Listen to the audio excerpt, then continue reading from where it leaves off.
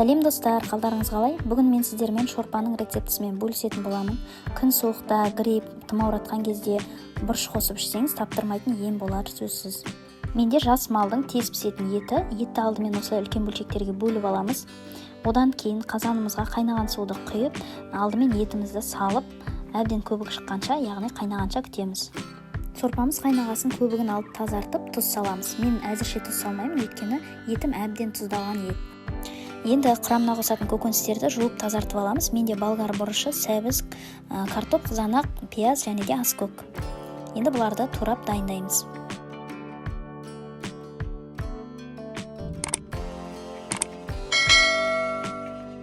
Егер сіз менің жаңа көрерменім болсаңыз, каналыма тіркелуді ұмытпаңыз. Сонымен қатар қоңырау шанын да басып қойыңыз. Бұл менің келесі видеоларымды алғашқы болып көру үшін. Мен каналыма әрбір отбасыға пайдасы тиер күнделікті ас мәзірмен бөлісіп отырамын рецептілермен. Тек күнделікті ас мәзірі ғана емес, сонымен қатар мерекелік дастарханыңызға көптеген тәттілер, өзге ұлттың тамақтарының рецептілерімен де бөлісемін.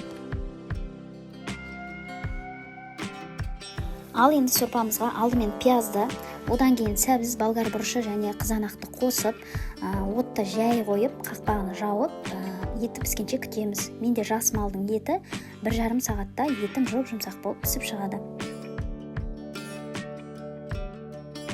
Сосын еті піскеннен кейін әлбетте біз картопымызды қосып, отты кішкене күшейтеміз. Сосын 15 минут картошкасы піскенше күтетін боламыз.